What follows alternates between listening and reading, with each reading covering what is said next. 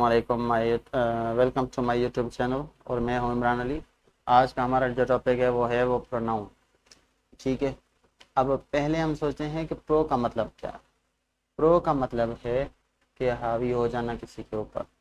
जिस तरह से हमारे पास मोबाइल्स वगैरह आते हैं, पहले जो है आया था आईफोन आया था, तो उसके बाद आईफोन प्रो। इसका मतलब जो पहले आईफोन था उसको रिप्लेस कर दिया प्रो ने। ठीक है, तो इसी तरह से प्रो का मतलब है हावी हो जाना। लेकिन प्रो के साथ क्योंकि नाउन जुड़ा हुआ है तो इसका मतलब है नाउन के ऊपर हावी हो जाना, नाउन की जगह घेर लेना, नाउन की जगह पे इस्तेमाल होना। अब सीधी बात है, अगर टेक्स्ट में हम बार बार एक ही चीज़ को रिपीट करेंगे तो वो अच्छी नहीं लगेगी, क्योंकि जो भी चीज़ें रिपीटेशन में आती है वो हमें पसंद नहीं होती है। हमें हर बार जो है वो न्यू चीज़ें चाहिए। तो यहाँ पर प्रोनाउन के साथ भी वो मसला है। वो प्रोनाउन क्या करता है, हमारे टेक्स्ट में जो है वो बेहतरी लाता है, वो अच्छी अच्छी चीज़ें हमारे सामने लाकर रखता है उस नाउन को रिप्लेस करते हुए। जो चीज़ बार बार आगे आ रही होती है उसको रिप्लेस करता रहता है। अब इसकी डेफिनेशन को देखते हैं कि वाकई प्रोनाउन है क्या। अब यहाँ पर कह रहा है, अब the pronoun is a word that replace a noun. Pronoun एक ऐसा वर्ड है जो नाउन को रिप्लेस करता है, नाउन की जगह पर घेरता है। जैसे एक पहले असलम हो गया, ये नाउन है, और मैं पहले जो है वो पहले टॉपिक में कवर कर चुका हूँ कि नाउन क्या है। अब नाउन की जगह अगर लड़का हुआ, नाउन जैसे असलम है, तो उसका प्रोनाउन इस्तेमाल करूँगा ही, क्योंकि टेक्स्ट हमें चेंज करना है। अगर बार बार लड़के का नाम जो है वो डालते जाएंगे असलम असलम असलम असलम, तो अच्छा नहीं लगेगा। उसकी जगह हम रिपीटेशन नाउन की नहीं करेंगे, उसकी जगह हम प्रोनाउन की रिपीटेशन करेंगे, तो टेक्स्ट जो है वो क्लियर हमें दिखाई देगा और तहरीर पढ़ने पे भी अच्छी लगेगी और दिखाई भी साफ देगा। अब नाउन प्रोनाउन एक ऐसा वर्ड है जो नाउन को रिप्लेस करता है। Instead of repeating the same name over and over, we use pronouns to keep our language smooth and efficient, increase clarity and efficiency। आप कह रहे हैं कि नाउन बार बार रिपीट हो रहा होता है, इससे अच्छा है कि हम नाउन की जगह प्रोनाउन को रखें, ताकि हमारा जो सेंटेंस हो या हमारा जो टेक्स्ट हो, हमारा जो पैराग्राफ हो, वो बेहतर लगे, अच्छा लगे। ठीक है, और उसमें जो है वो क्लियरिटी हमें दिखाई दे, एक किस्म का जो है वो पढ़ने में भी हमें अच्छा लगे। अच्छा, आपके लिए मैंने एक टेक्स्ट जो है वो डिज़ाइन भी किया हुआ है, यानी कि पैराग्राफ लिखा हुआ है। उसमें हम देखेंगे, पहले तो जो है वो मैंने नाम पैराग्राफ में रिपीट किया हुआ है, और उसके बाद जो है उस नाम को हटाया हुआ है प्रोनाउन के साथ। अब यहाँ पर आप देखेंगे कि पहले आ रहा है Quaid Azam was born in 25 December 1876 in Karachi. फिर दोबारा आ रहा है Quaid Azam was founder of Pakistan. Initially Quaid Azam was strong proponent of Hindu-Muslim unity and Quaid-e-Azam was the most dynamic personalities of South Asia। अब यहाँ पर देख रहे हैं कि 4 बार जो है वो कायद-ए-आज़म का नाम आ चुका है। हम क्या कह रहे हैं, कायद-ए-आज़म को रिपीटेशन करने के बजाय हम चाहते हैं कि हम जो है इसको किसी ऐसे वर्ड के साथ रिप्लेस कर दें ताकि हमारी तहरीर जो है वो अच्छी दिखाई दे। तो हमने पहले जो है वो कायद-ए-आज़म रख लिया यहाँ पर। Quaid-e-Azam was born on 25 December 1876 in Karachi. अब हमने जो है वो कायद-ए-आज़म की जगह, नाउन की जगह उसका प्रोनाउन ही इस्तेमाल किया है। He was the founder of Pakistan. Initially he was the strong proponent of Hindu Muslim unity and one of the most dynamic personalities of south Asia. अब यहाँ से आप देखेंगे कि नीचे वाला पैराग्राफ जो है वो आपको बेहतरीन जो है वो लुक देगा और पढ़ने में भी अच्छा लगेगा बजाय ऊपर वाले पैराग्राफ के। ये क्यों हो रहा है, क्योंकि नीचे जो है वो रिपीटेशन नाम की नहीं है। अगर नाम की रिपीटेशन होगी तो हमें जो है वो फिर सही भी नहीं लगता है। अब हम आगे जाते हैं, अब पढ़ते हैं टाइप्स ऑफ प्रोनाउन। ये प्रोनाउन के जो है वो कितने टाइप होते हैं। अब प्रोनाउन के टाइप्स हम पढ़ेंगे वन बाय वन। अब पहला है personal pronoun. These pronouns are refers to specific people or thing. ये ऐसे प्रोनाउंस होते हैं, ये ऐसे वर्ड्स होते हैं जो किसी खास चीज़ या किसी खास आदमी के लिए इस्तेमाल होते हैं, या ख़ास करके ये जो है वो किसी एक्टर के लिए इस्तेमाल होते हैं, यानी कि वो बंदा जो काम कर रहा हो। अच्छा, इसमें 2 टाइप है। एक है पर्सनल प्रोनाउन जो है वो सब्जेक्टिव भी होते हैं, और पर्सनल प्रोनाउन जो है ऑब्जेक्टिव भी होते हैं। और सब्जेक्टिव जो होते हैं वो एज अ सब्जेक्ट तौर काम आते हैं, एज अ डूअर काम आते हैं। जैसे मैं कहूँ ही राइट्स अ लेटर, अब जो ही है वो एज अ सब्जेक्ट तौर काम आ रहा है, ये पर्सनल प्रोनाउन है। काम करने वाला, ठीक है।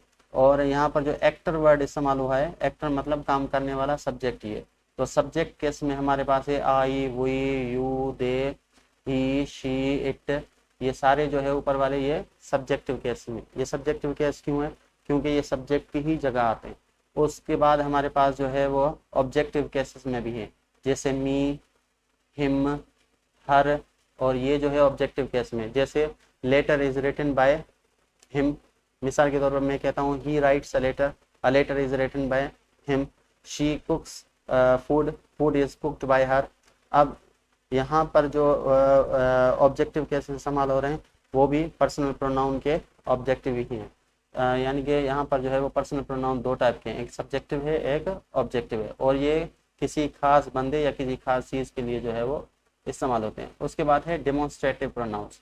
These words point to a specific thing or point out distinct items across the physical space। अब डिमोन्स्ट्रेटिव प्रोनाउन क्या होते हैं? ये निशानदेही करते हैं किसी भी खास चीज की तरफ, या बाहर फिजिकल में कोई चीज, फिजिकली यानी कि सराउंडिंग में कोई चीज पड़ी हो तो उसकी तरफ जो है वो इशारा करते हैं। अब मैं कहूँ ये इसके मिसाल जो हैं वो हैं दिस, दोज, दीज, दैट। अब मैं ये कहूँ अगर एक चीज़ मेरे पास है किसी फिजिकल जगह पर, किसी बेड पर या किसी भी सोफे पर पड़ी हुई है या किसी टेबल पर पड़ी हुई है, तो मैं उस चीज़ के लिए दिस इस्तेमाल करूँगा। दिस जो है वो सिंगुलर है, एक चीज़ जब सामने हो। This is a pen, this pen is mine. अब ये माइन जो है ऑब्जेक्टिव केस हो गया, लेकिन यहाँ पर जो हम बात कर रहे हैं दिस की। दिस जो है एक ऐसा डिमॉन्स्ट्रेटिव प्रोनाउन है जो किसी खास चीज़ की तरफ निशानदेही करता है। अगर मेरे पास मोबाइल टेबल पे हो गया, सामने पड़ा हुआ है, तो मैं उसके लिए दिस इस्तेमाल करूँगा, दिस इज़ द मोबाइल, ठीक है। अगर मेरे सामने बेड पड़ा हुआ है तो एक चीज़ है तो उसके लिए मैं इस्तेमाल करूँगा दिस इज़ द बेड, ठीक है। और अगर वही एक चीज़ मुझसे दूर पड़ी हुई हो, ठीक है, तो उसके लिए मैं इस्तेमाल करूँगा दैट। दैट भी सिंगुलर है, लेकिन तब जब कोई भी चीज़ दूर पड़ी हुई हो, तो उसके लिए जब हम निशानदेही करने के लिए जो प्रोनाउन इस्तेमाल करेंगे वो करेंगे दैट का। That is a chair, that is a board, that is a fan. जो चीज़ हमसे दूर पड़ी हुई हो तो उसके लिए हम जो इस्तेमाल करेंगे वो करेंगे दैट का।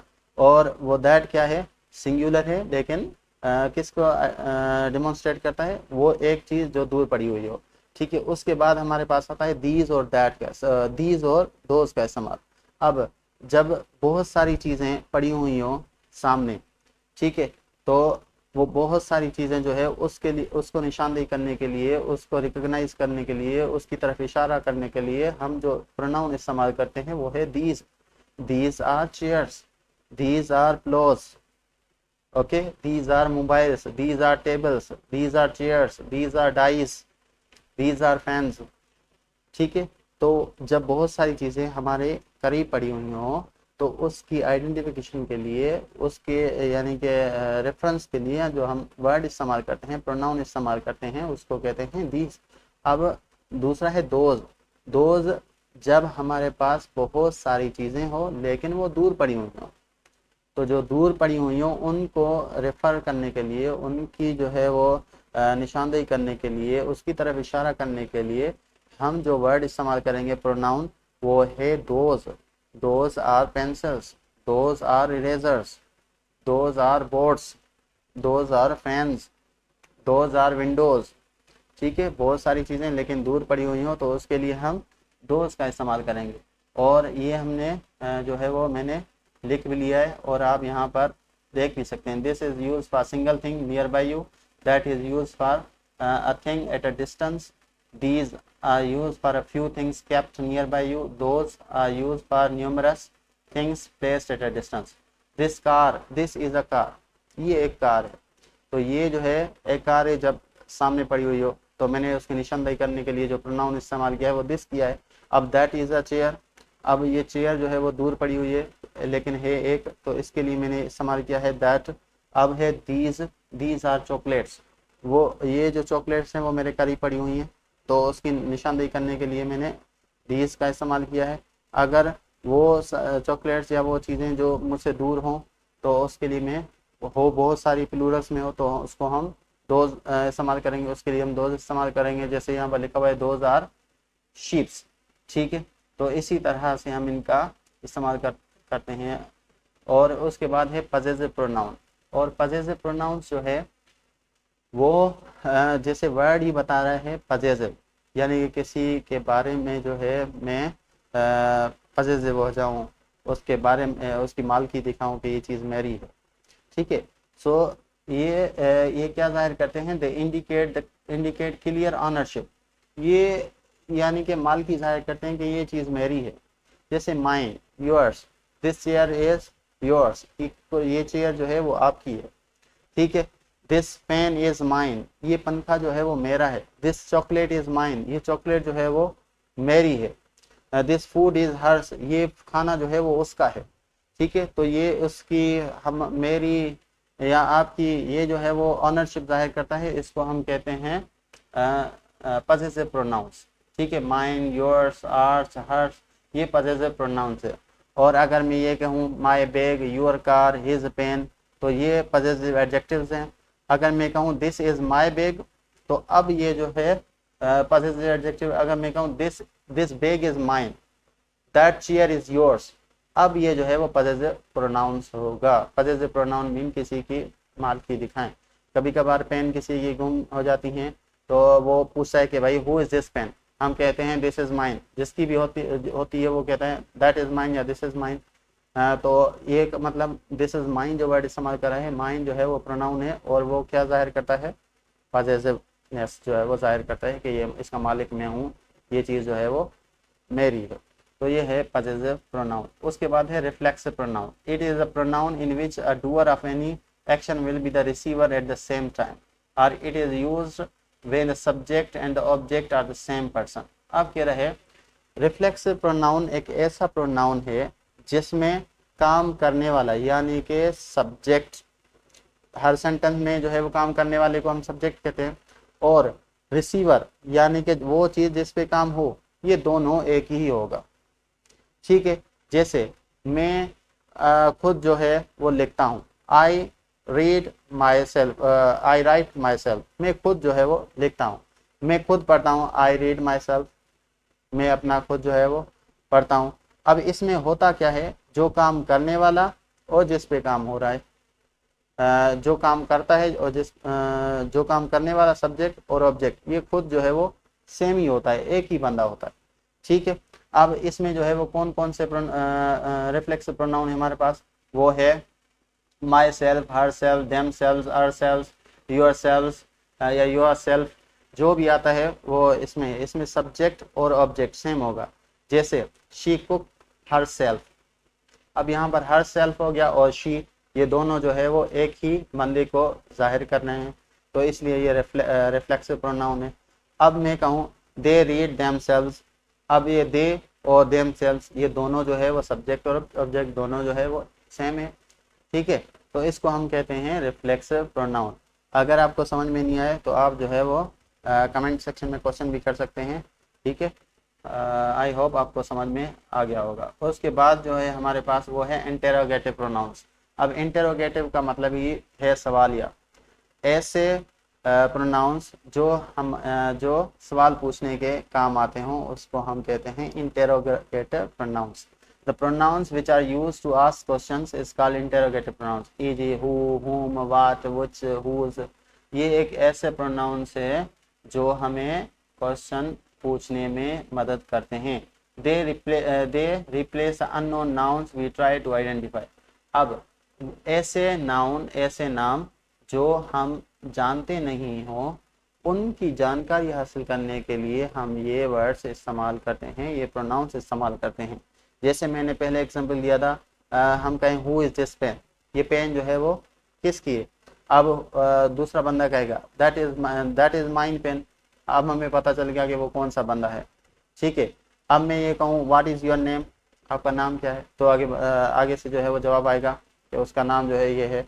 तो अब ये जो इंटेरोगेटिव प्रोनाउंस है वो बेसिकली ऐसे नाम को जो है वो आइडेंटिफिकेशन करने में मदद करते हैं जो हम जानते ना हो। Who is this pen, in which class do you study, ये ऐसे सवाल हैं जिसकी हम ये मतलब नहीं आता जो हम दूसरों से पूछना चाह रहे होते हैं, तो उसके लिए हम ये इंटरोगेटिव प्रोनाउंस इस्तेमाल करते हैं। उसके बाद जो है वो दूसरा हमारे पास है एक्सेप्शंस आगे हु और हुम, सब्जेक्ट और ऑब्जेक्ट। ठीक है, हु और हुम, ये basically who used as a subject actor, he who went to Hyderabad. अब हु जो है वो भी हम ऐसे कहें कि प्रोनाउन है, इंटरोगेटिव प्रोनाउन, लेकिन इसमें क्या होता है, हु एज अ सब्जेक्ट के तौर इस्तेमाल होता है। Who is this pen, this is his pen, this pen is his. ठीक है, तो हु एज अ सब्जेक्ट तौर इस्तेमाल होता है और हुम एज अ ऑब्जेक्ट यानी कि रिसीवर तौर काम आता है। ठीक है, who went to Hyderabad, he went to Hyderabad. अब यहाँ पर क्या रहा है, who went to Hyderabad, he went to Hyderabad. अब आंसर आ रहा है ही क्योंकि सब्जेक्ट है।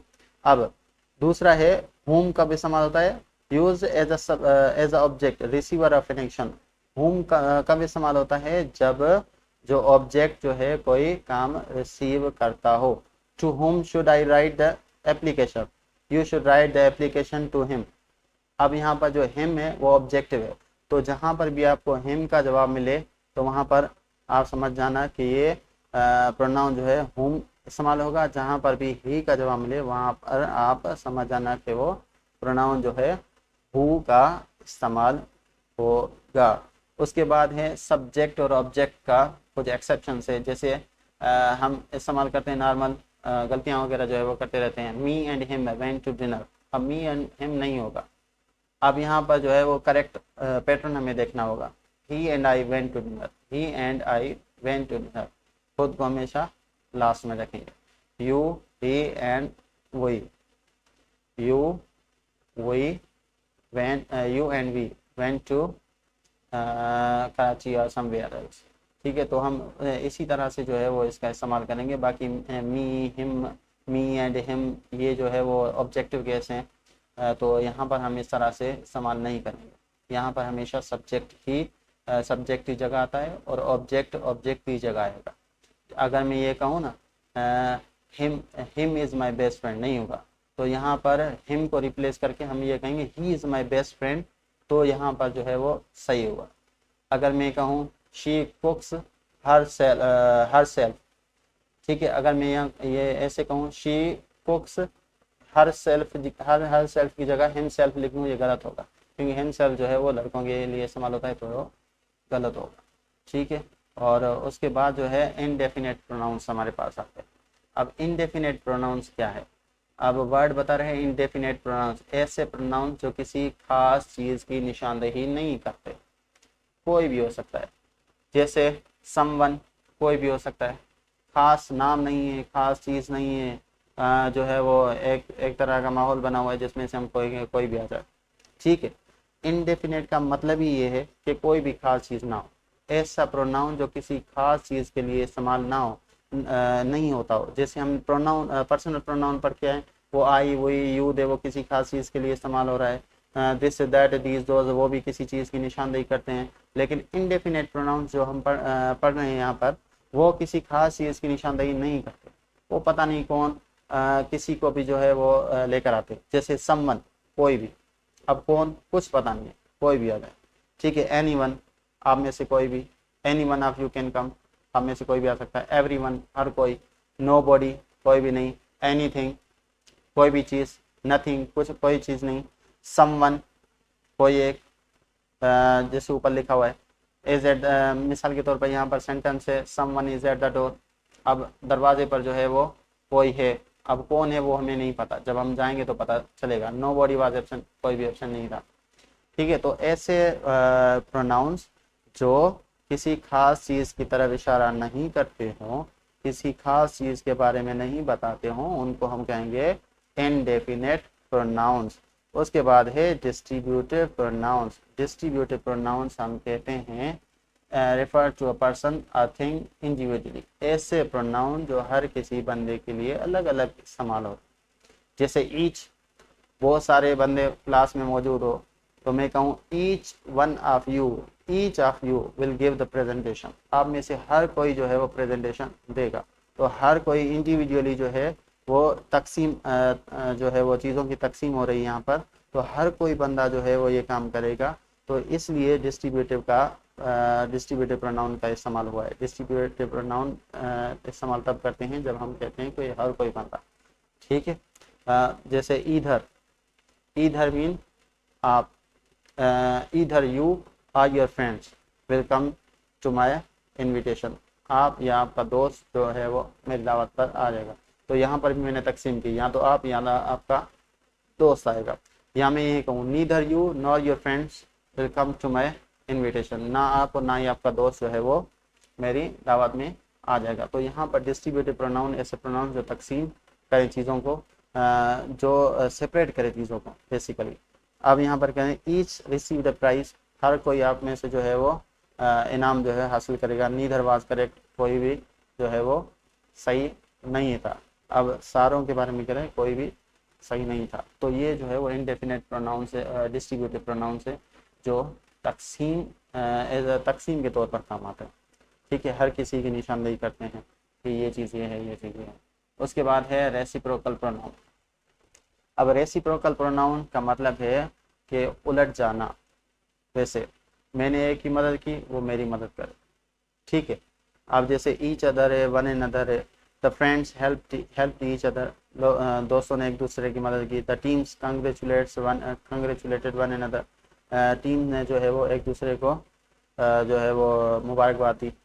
तो ये ऐसे वर्ड्स जो म्यूचुअली एक्शंस के लिए काम आते हों, उन प्रोनाउंस को हम कहते हैं रेसिप्रोकल प्रोनाउंस, ठीक है। उसके बाद है प्रोनाउन एंटीसीडेंट एग्रीमेंट। अब ये जो है हम इंशाल्लाह दूसरे पार्ट में कवर करेंगे, ठीक है। Pronoun antecedent agreement.